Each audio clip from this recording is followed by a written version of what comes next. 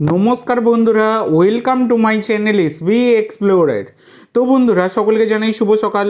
তো প্রথমেই যে আপডেটটা দিয়ে শুরু করতে চলেছি, গতকালকে ডুরান্ড কাপ ফাইনালে ডায়মন্ড হারবারকে হারিয়ে দিয়ে দ্বিতীয়বারের জন্য ডুরান্ড কাপ চ্যাম্পিয়ন হয়েছে নর্থ ইস্ট ইউনাইটেড এফসি। তোমরা সকলেই জানো, পরপর দুটো সিজনই তারা কিন্তু ডুরান্ড কাপ চ্যাম্পিয়ন হলো।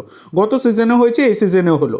তো ব্যাপারটা হচ্ছে কোন দল কি পুরস্কার পেলো এবং গোল্ডেন বুট, বল, গ্লাভস কে কী পেলো, কে কত টাকা পেলো, সবটাই তোমাদেরকে জানিয়ে দিচ্ছি।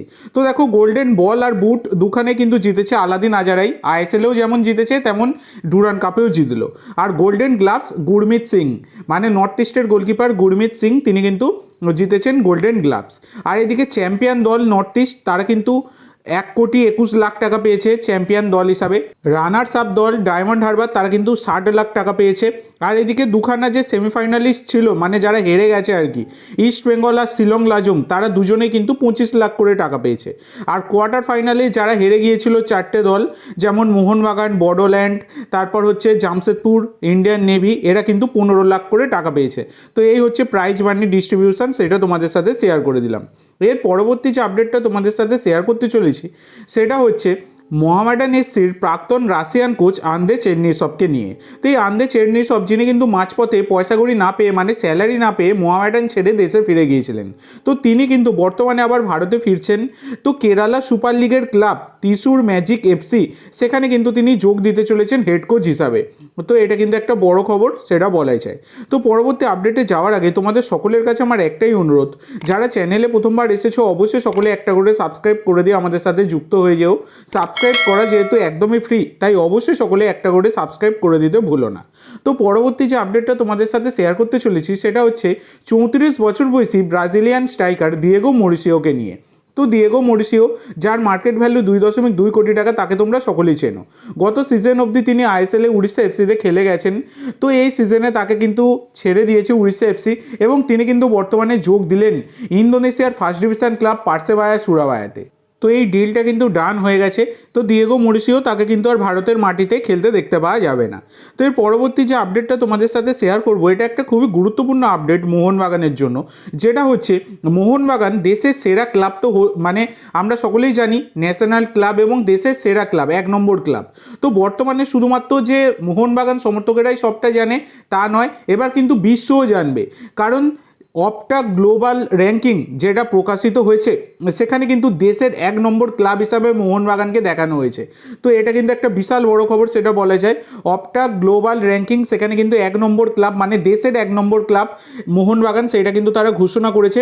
আর এদিকে পুরো ওয়ার্ল্ডে যে যতগুলি ক্লাব রয়েছে, ফুটবল ক্লাব রয়েছে, সেই সমস্ত ক্লাবের মধ্যে 1727 নম্বরে কিন্তু র্যাঙ্কিংয়ে রয়েছে এই মোহনবাগান। তো মোহনবাগান কিন্তু দেশের 1 নম্বর ক্লাব হিসাবে অপটা গ্লোবাল র্যাঙ্কিংয়ের বিচারে 1 নম্বর ক্লাব হয়েছে।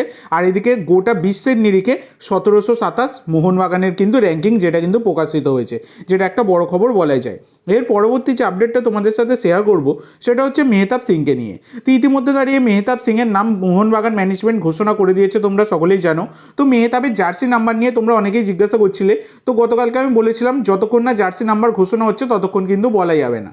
তো যেমনটা অনেকে বলছিল 24 নাম্বার, দেখো যা তাভাবে তো জিনিস বললেই হলো না, আগে কনফার্ম হয়ে জিনিসটা বলাটাই দরকার।